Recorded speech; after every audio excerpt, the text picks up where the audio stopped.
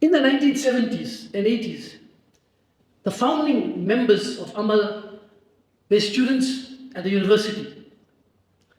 And at the same time, they were active members of a very important organization, the Muslim Youth Movement of South Africa, popularly known as MYM. And the MYM of the 70s and 80s was a very vibrant organization and played a very decisive role in the mobilization of the youth of that era. The MYM infused Islamic awareness into our lives and taught us a very, very important lesson, the lesson of serving the community.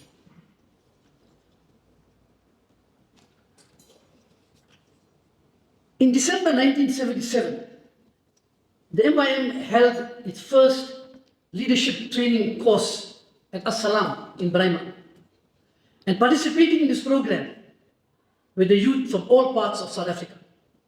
And of particular importance, many of the youths present were studying either accounting or legal or commerce qualification. At this training program, the students that were present there took a decision that they would organize themselves into a commercial association. They didn't know what it was, but they said we'll organize themselves into some commercial body. So at that training camp, they decided that there are two options, either the Association of Muslim Students of Law and Commerce, that was the one suggestion, and the other one was the Association of Muslim Accountants and Lawyers, and the latter name was approved, and the seed was planted. The seed was planted for the formation of AMAL at that meeting. The need for launching the association was again, at this stage it was a lot of discussion and talk, but the seed was planted, but nobody had watered the seed. So the need for launching the association was again discussed and reiterated during a meeting of Jame Limited in Durban on 31st of May 1979. And at that meeting, a detailed document was presented on the aims and objectives of such an organization and what it should do. And up to that stage, it was all talk and discussion, but it was not finalized, but a very comprehensive document was formed. In 1983, at the Muslim Youth Movement Convention, we had a guest. The keynote speaker was from Canada, Dr. Jamal Badwi. And the idea of the formation of AMAL gained traction and a lot of momentum, and it was discussed at this convention. And subsequently, there was a concerted effort to launch AMAL as an organization. In January 1984, at our first official meeting of AMAL, the organization was established with 7 members. You'll see there, the 7 founding members were Maroon Anwar Ballim, my younger brother, Maroon Fatima Zora Kadwa, who was elected as secretary. Anwar was elected as chairman at that meeting. Dawood Kadwa was elected as the treasurer. Rabia Mutala was an attorney, was a part of the executive. Maroon Hajar Patel, the attorney, she was of the executive. Hussein Agji, an accountant, and myself.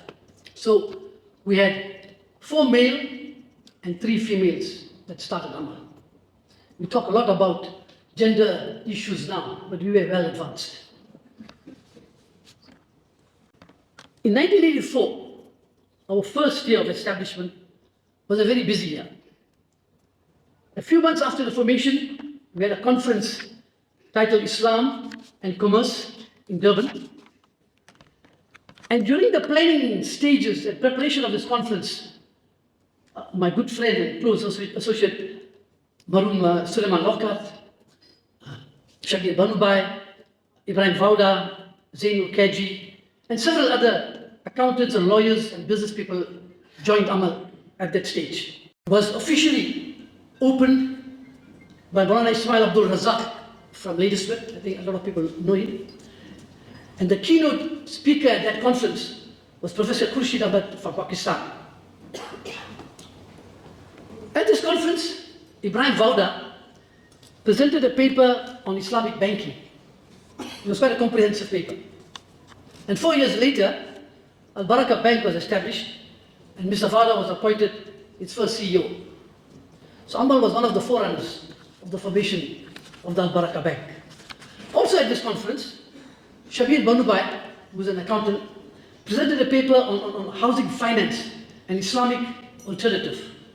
And when Al Baraka Bank started operating, some of its suggestions were included in the home loan offering package.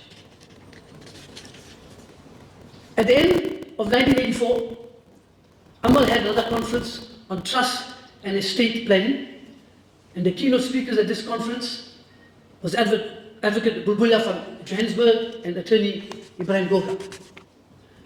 So 84 was a busy year. In September 1985, AMAL had a conference on the topic Islam and your business. And that conference was at this hall, at Orient Hall in Durban.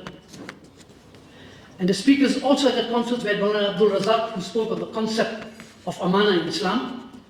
Shabir Banubai spoke on the economic justice and business ethics in Islam. Dawood Kadwa, who is one of our founder members, spoke on the debtor-creditor relationship in Islam and the problem of insolvency. Yacoob Ballim spoke on employer-employee relationships in Islam and the problem of wages. And Abdul Ghani, A.S. Ghani, spoke on organizing your business in Islamic way. Indeed, the first 2 years after formation of AMAL was quite a busy period.